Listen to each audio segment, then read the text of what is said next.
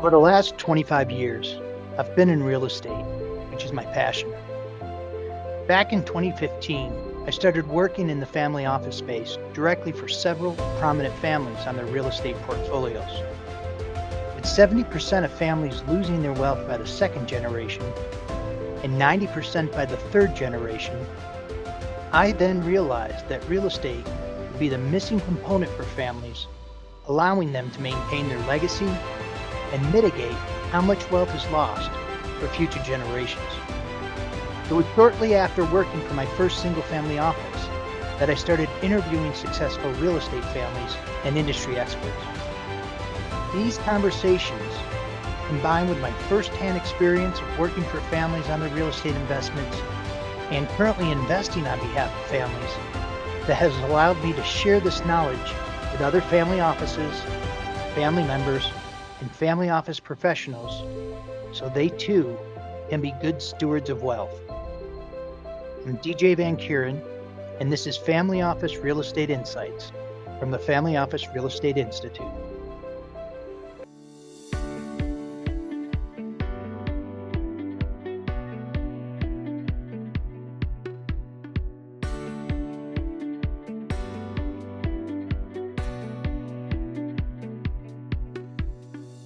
All right, thank you for another episode of the Family Office Real Estate Institute Insights. Today I have with us Ethan Penner, who is author of a book, Greatness is a Choice, also the president of Mosaic, and the person that actually created the CMBS. Ethan, thanks for being on the show. Well, it's always a pleasure to be with you, DJ. So I had a chance to go through your book, which I want to talk about, but in order to get to the book where, and you've mentioned this before in the way I read it, is things that you've learned over your career, right? And that you've learned in life as a whole. Yes. So let's go back to the beginning. And you mentioned some of this in the book too, but you grew up outside the city and then you started working down on Wall Street in the beginning of your career, correct? Yeah, I mean, there was a little bit of a in between there, but that captures the highlights. I mean, I moved to California for a little bit, worked in the savings and loan industry before I found my way back home to New York to Wall Street. Gotcha. Where were you in California? Well, my first job was in Huntington Beach at a little savings and loan called Mercury Savings, about $1 billion savings and loan. A very, very unsophisticated home mortgage lender that, because of broadened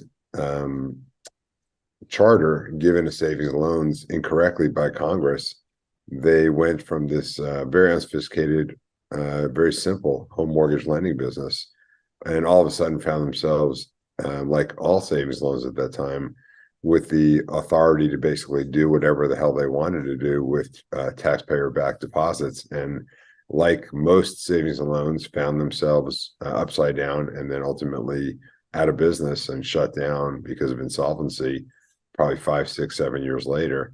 It was a terrible failed experiment and opened my eyes, really. And so, we generally, at ages that I'm at and even that you're at, we generally don't reflect too much about like first jobs out of college. They tend to be not that important. And believe me when I tell you, they were not highly paid. For me, it was unbelievably bad.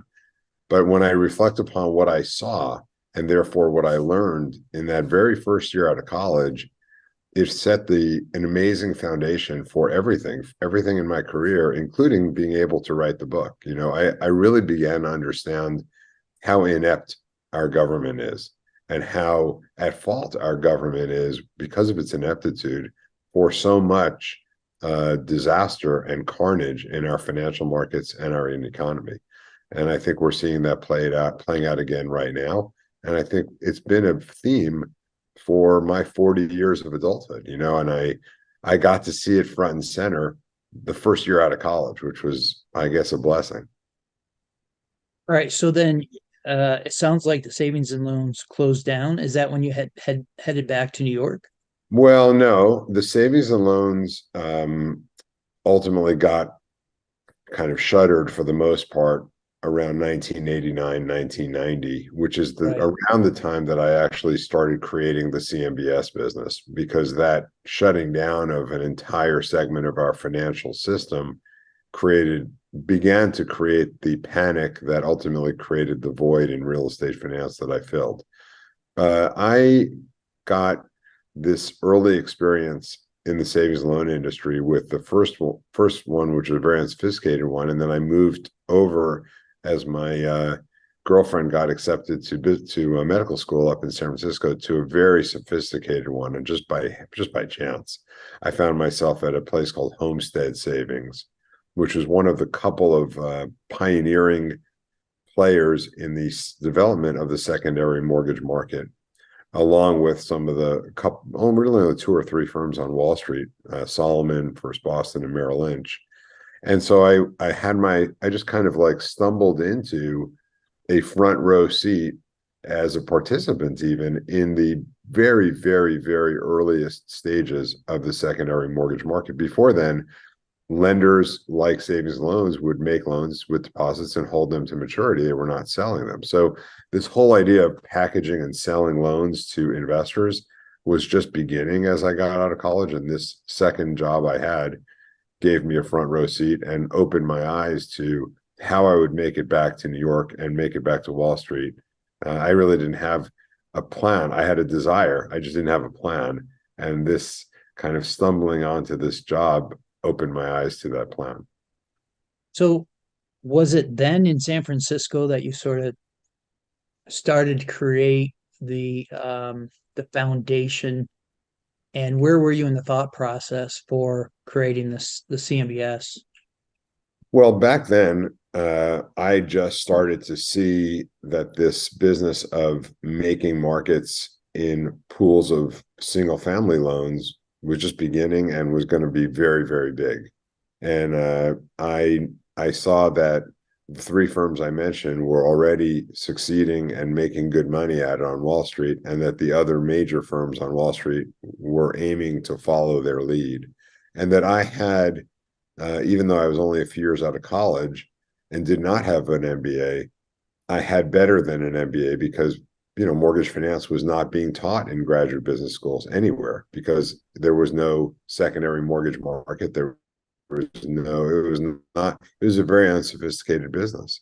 And so I realized that I had, by just great happenstance, stumbled upon a path that would distinguish me on Wall Street.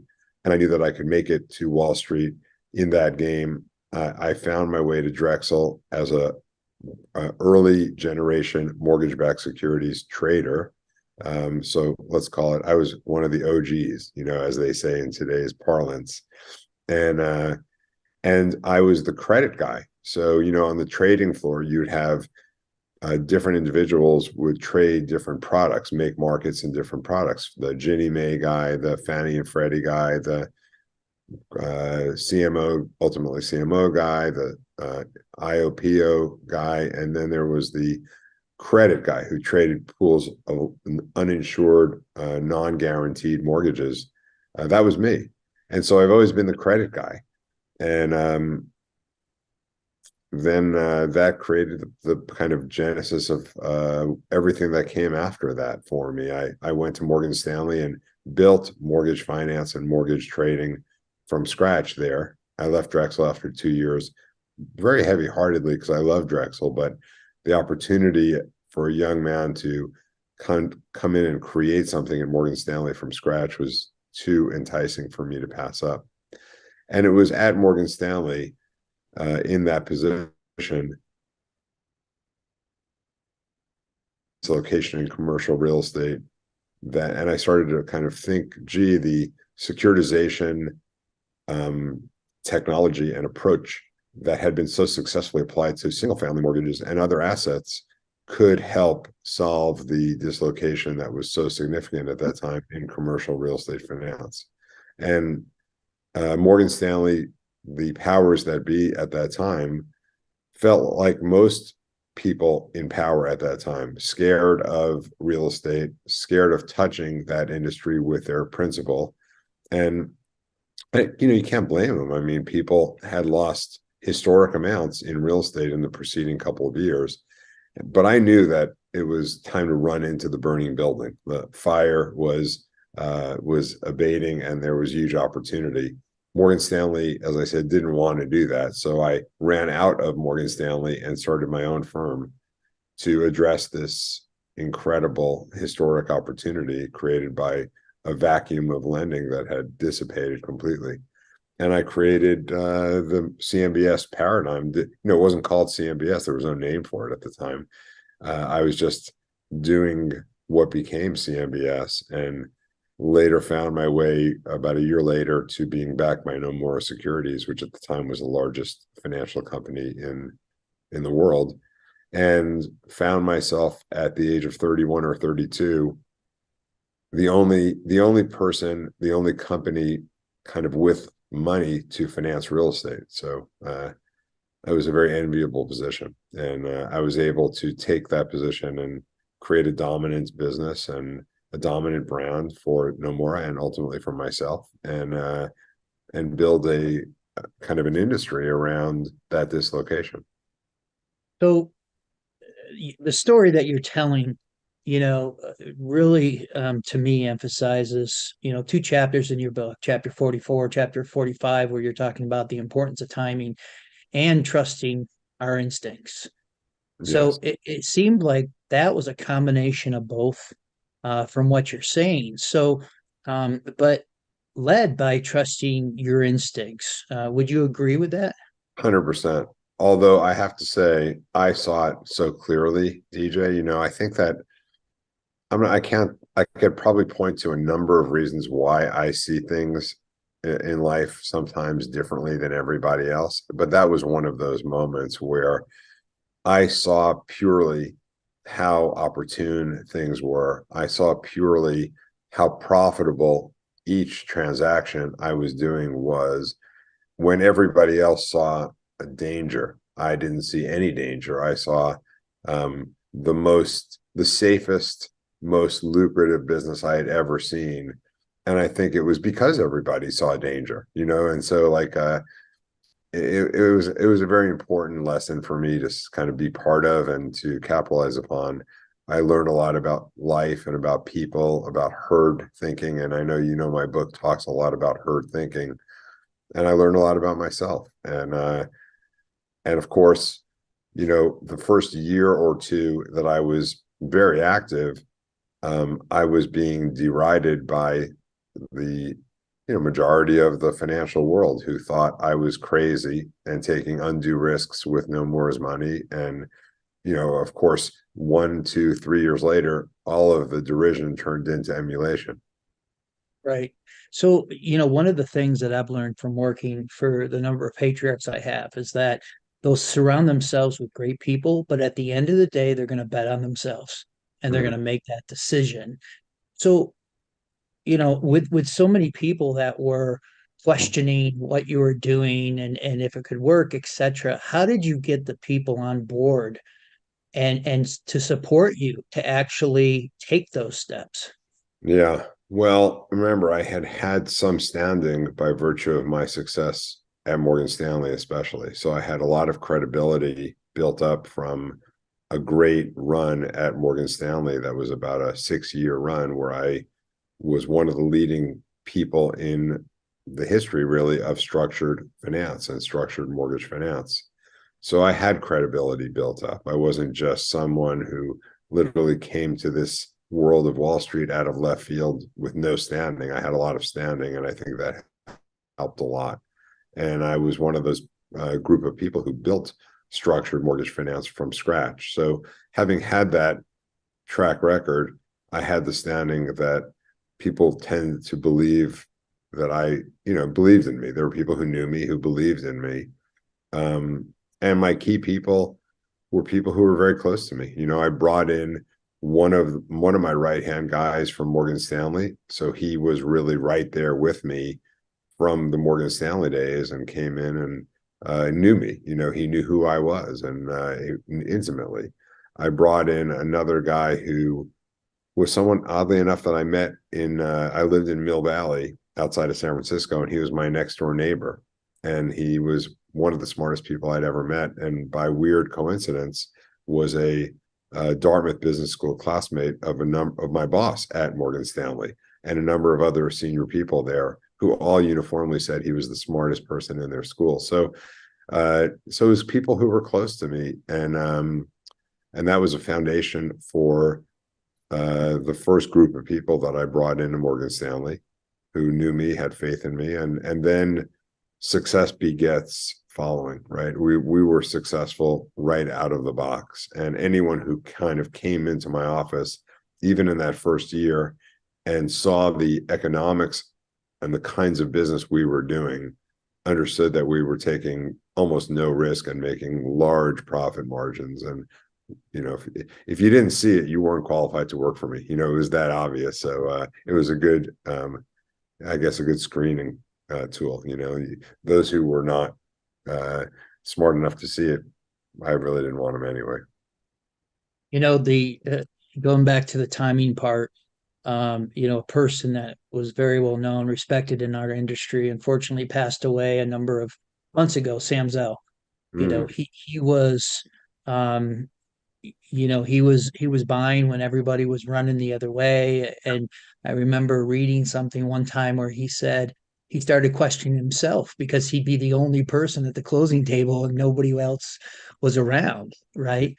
And that goes based upon the contrarian method, the first principle I worked for. I mean, he was a definitely on the contrarian side. I believe you, if I remember correctly, in your book, you talked about the contrarian component of it, which seems to me is, combines with that timing aspect. I think contrarianism is a very powerful asset, very, very powerful, and it encompasses having a certain combination of qualities. You have to, first and foremost, you have to trust yourself, right? And in the end, very few people do. Very few people, the first chapter of my book, and it's the first chapter for a specific reason, it talks about self-esteem. And self-esteem is elusive. It's something that I think too few people even pursue, kind of in a conscious level, but it's the most important thing to own, right? If you own true self-esteem, where you kind of feel confident about yourself on a deep level, not arrogant, not cocky, not and self-esteem doesn't come to you because you're rich. It doesn't come to you because you're good looking. It doesn't come to you because people pay a lot of attention to you. Self-esteem comes to you because in the dark of the night, when you're laying in bed and you're going to sleep and you reflect upon what you did that day and who you are as a human being and how you conducted yourself in the world, you really think, you know what, I'm a pretty good person. And that feeling of self-esteem, which is, like I said, a package of a lot of qualities, and it achieves on many different levels, is a foundation for having the courage to be someone who goes against or lives outside of the herd, right? The herd is where most people live and where most people kind of have their opinions, and the ability to go against the herd or be outside the herd, which Sam obviously was one of the great ones at doing, and I like to think I'm pretty good at it too. I think it all comes from that self-esteem, and I think that's why my book is, people ask me, what kind of a book did you write? Did you write a business book? And I said, well, yes, and more, right? I think it's about how to be great, right? And how to find yourself, your real self, and how to think about the world in a correct and great way. And it's applicable to every facet of life by design, not business for sure, but much more than business.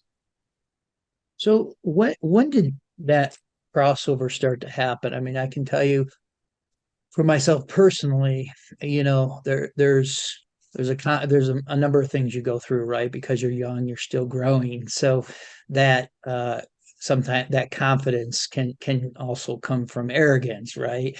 Yeah. And Well, what that's you not real don't know. confidence. I think that's fake confidence, right? Yes. And by Yeah. the way, I think you're pointing to something that's dead on. But go ahead, keep going because I want to hear where No. you're going to take this. But I have a feeling because we're so close that I can anticipate we're going to take it, and I agree with you. But let me hear the Yeah, full. and it gets to the point, and it varies, I think, from person to person, where they, and a lot of times it's people as they definitely get older from the experience where they just stop caring, what people think, and they start really believing in themselves. Mm, I think that varies. But where for you did it go from that? Where did I don't want to say cockiness, but the confidence and arrogance turned into, and I'm not saying that you were, but I'm just yeah, saying, was there ever a time that it really crossed over and you're like, okay, you know, because of who you developed as a person? I think it's a dance every day. I don't think it's one of those things that you cross over. Yes, I do think that there's maturity Yeah, moments, right? yeah. No question, where youthful arrogance gives way to it gives way, okay, to what I don't know, but it gives way.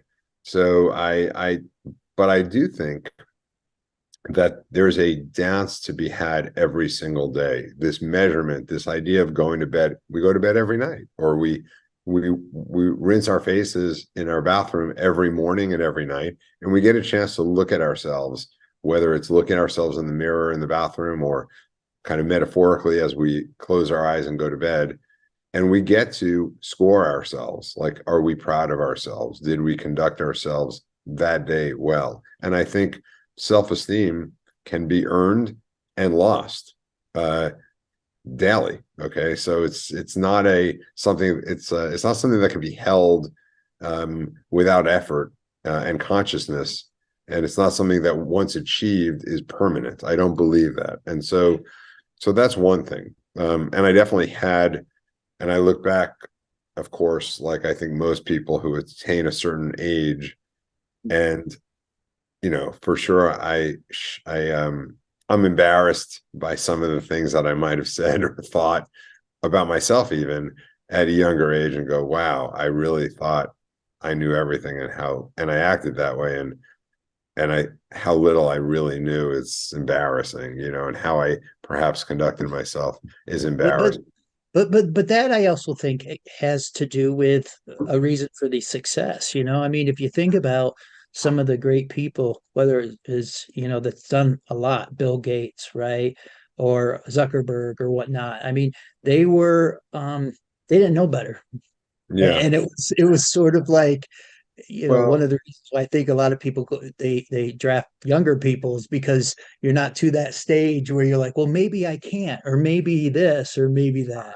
I think that that's true, and it goes to perhaps another one of my chapters about advice giving and how Mm, I question the value of advice giving, because generally speaking, wise older people feel they have advice to give to younger people who haven't yet achieved some wisdom. And I really challenge that. For the reason you're saying is, like, the world depends upon brashness, and the world depends upon um, almost like 100% commitment without fear and without even noticing the downside, right? And I mm, think and war is a good example of that, right? Charging the hill, the metaphor of charging the hill. There's a reason young people are charging the hill and not old people, because old that's people right. would charge with the same That's right. fervor, right? They'd be charging much more cautiously. And the hill needs to be charged with blind ambition and blind fervor. And that's not necessarily a quality that's typical of people over a certain age. So the world needs that, not just in war, but the world needs that in every facet. And I think it's not appropriate for old people, and I say old people, it could be people over 40 even, let alone people over 60 or 70 who think they're really wise, to be telling people who are 25 how to behave, because that would deprive the world of a lot of that youthful energy that needs to be expressed without wisdom, I think, to a certain extent. So yeah, I think you're right. And the other thing I would say that, your comment inspired in me when you said it.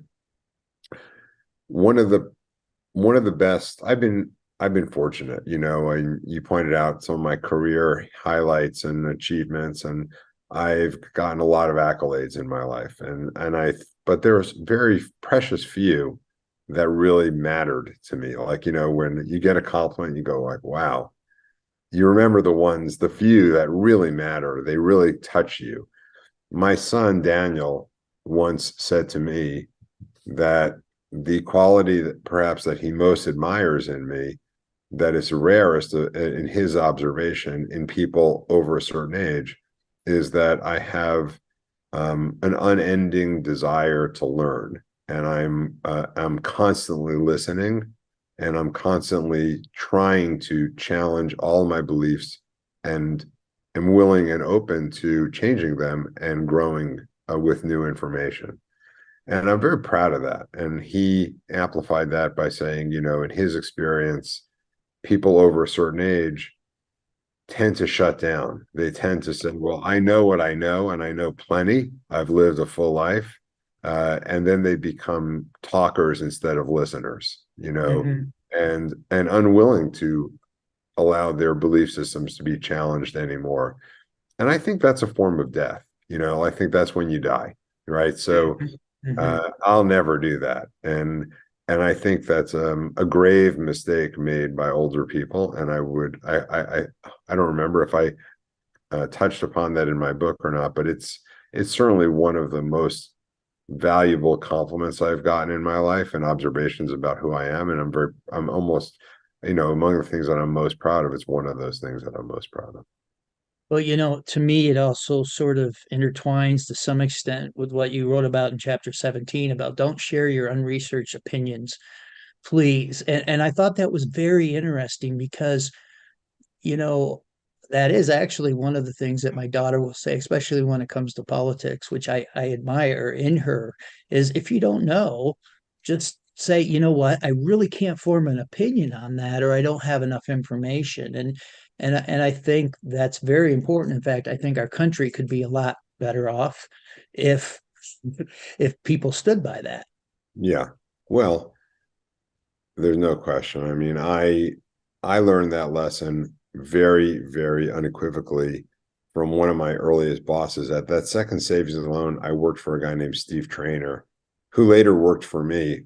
You know, life is funny that way, and at Morgan Stanley. But we were very close. And Steve said to me when he hired me, he said, "You'll never be fired for saying I don't know. But Huh. if you pretend to know something and you don't, you will be fired."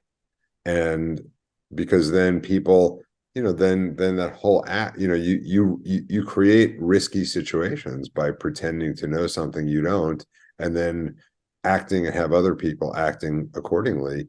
And there's never harm in saying I don't know. You can't hurt anybody, right? People go, well, he doesn't know, let me go ask somebody else, right?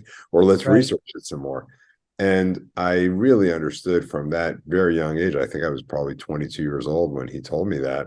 And I never forgot it. It was really impactful to me. And that chapter, I think, is a very important chapter today more than ever, because in this social media world where Yeah. everyone can amplify their opinions, um, I think temerity should be much more prominent than it is. People should be sharing opinions with great reluctance. How about that? Yeah, and unfortunately, you know, like you said, it doesn't always work like that. So your book is very insightful in many, many different components. I mean, I think there's what's the total number of chapters there are? About 69 chapters, right? Yeah, and there's So, a prologue, so we'll get to 70 that way. okay. People are So, funny with the number 69, apparently. right. So when did this realization of all these different components, which is really you know, it just really comes across, and it is, I believe, which is being very intuitive and really thinking and saying, you know what, these are either really important things that I've realized, or or I didn't realize the impact that had, or that I should have looked at something a different way? When did that cross over, or was it a gradual thing that happened?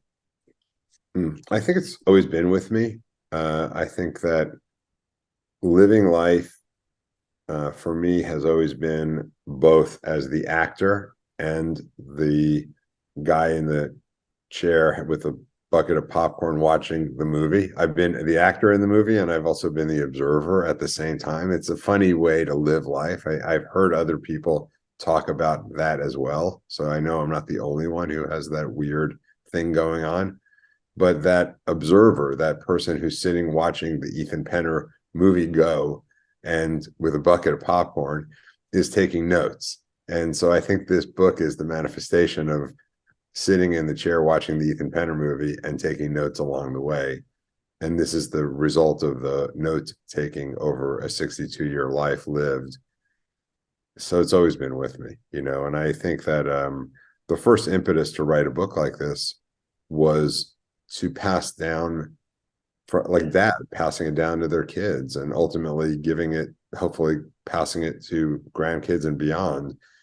And it really grew out of a thought I had, just a thought. It just popped into my head, DJ, that if my, I don't know, great grandfather had written a book like that with ideas formed from his experiences back in Europe, in the 1500s, and I had that, and it was this kind of, I imagined it like this falling apart little book, diary. That would be my most treasured thing. I would refer to it all the time and I would love it. And I thought, well, why can't I create that? And I won't be around 500 years from now, but maybe this book will be around. So these ideas can survive. And I think that's, something that was very appealing to me. I know that you saw the chapter I wrote about music, and it was my observation about music too, that music lives forever. People die, but the music lives forever. Mm-hmm. Well, so do ideas, right?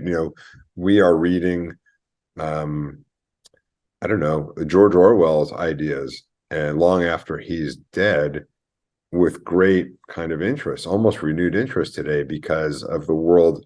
The world seems to have followed to a great extent, a weird extent, his vision at a time when it was incredible to have had that vision. And so we're reading, I don't know, Karl Marx's ideas, unfortunately, way past his personal expiration. And I think that that's what's cool about ideas and music. They get to live. And so I was hoping that I was going to write a book for my own family, as I had hoped someone had done for me in generations before me. And I actually wrote that book and called it, fittingly perhaps, What I Know, because in it was kind of all that I know. And that's really the genesis of this book. This book is what I know. Perhaps it's all that I know. I'm not really sure. And it was written with great care and great respect for the reader, because, as you know, the chapters are all 1 to 3 pages. Yeah. And the topics of each chapter are very, very interesting, in the sense that I feel like I wrote 69 chapters. Each one of those chapters, if I had wanted to, could have been a book. I could have made a 200-page book out of any of those or all of those chapters. But out of respect for the reader and my, my observation, how time is our only valuable asset. It's because we can't make it any more of it. Out of respect for people and time, I really worked hard to communicate my ideas with great brevity and great care. Well, one of the things that you mentioned when you saw each other at the conference at the Institute a couple of weeks ago was how you had wanted to just print a copy or whatnot. And you had to print, I think, what you wanted 10 copies, you had to print 100, I think, if I remember correctly. That's exactly right. And you mentioned somebody got a hold of it overseas, wasn't it? Well, yes, that very first copy, first 100 copies, I kind of sent out into the world to friends and to people I would meet in business.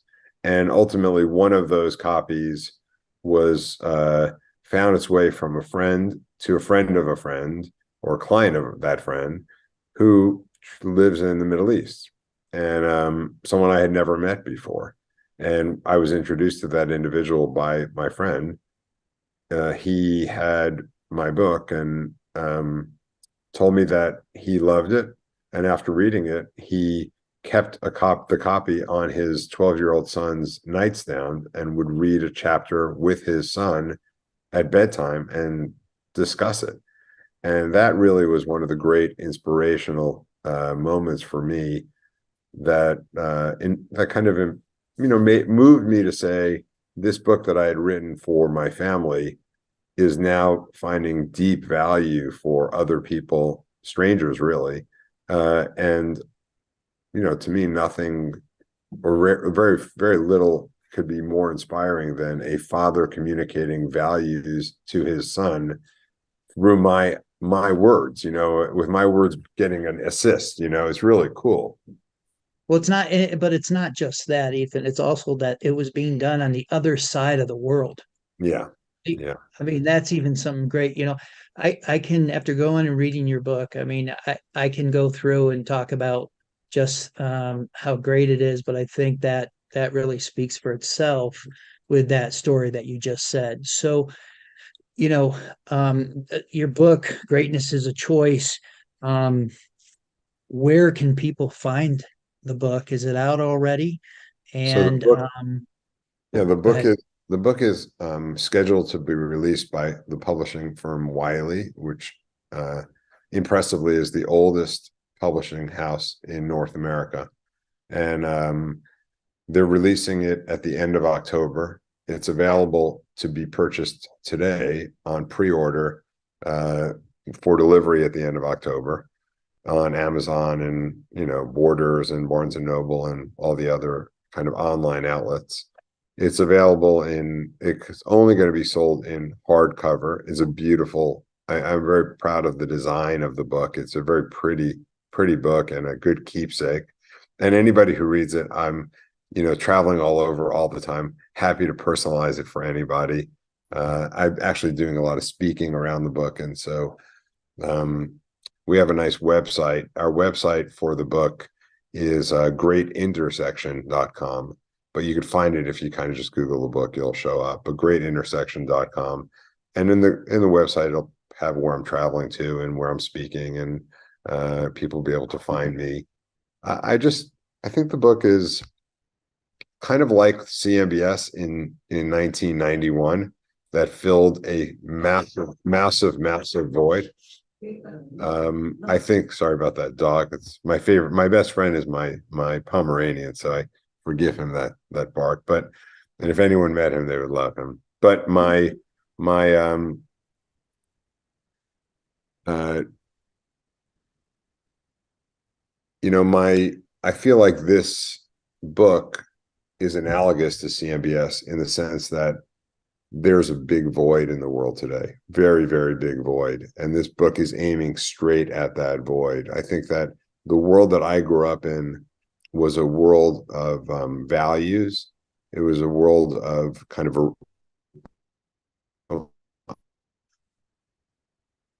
a very religious country. We were shut down on Sundays through probably the time I was 25 years old. You literally couldn't go to malls were shut, stores were shut, and even restaurants didn't open until the afternoon, giving people time to go to church. So the world has changed away from religious values and values, period. And I feel like my book, and I think we've lost a lot of common sense, and I think that my book is a way for a reintroduction of that in a manner that I think young and old alike will find appealing. It's not a contentious in your face book, which so much of what we see today is that it's partisan and it's you're wrong and I'm right and screw you. It's not any of that, really. It's about finding love and respect for each other and the pathway to that.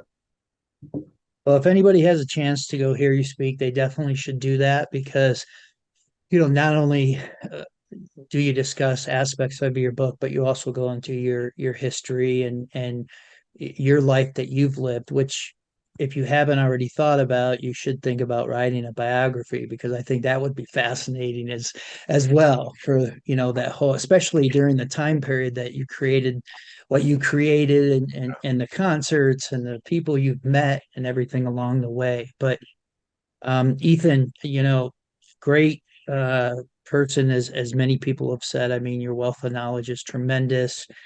Great person, great family man. And you know, what you do provide in this book is a lot of things that you'll read. Anybody will read, and they'll say, like, okay, I know that, but it's been gone. It's been missing, you know, and it hasn't been on the forefront of my mind, and which I think is really important. And there's other components that really do make you think and say, you know what, maybe I should look at this a different way, or that's really interesting for what you had. So Ethan Penner, Greatness is a Choice. Make sure that you go out, you buy the book. You're definitely going to want to do that. And then if you have a chance to hear Ethan speak, you definitely want to do that as well. For sure, you'll get your money's worth, and you know, walk away with just you know, feeling very happy that you sat there for whatever period of time and actually would want him to speak more. So Ethan, thank you so much for being on the show. We look forward to having you on again. I mean, I know that we could go into many other things, so we'll have to do that at another juncture. But congratulations on your book, and we wish you well, and you know, hope to talk to you again soon. All right, DJ, I really appreciate it. Always a pleasure to talk to you.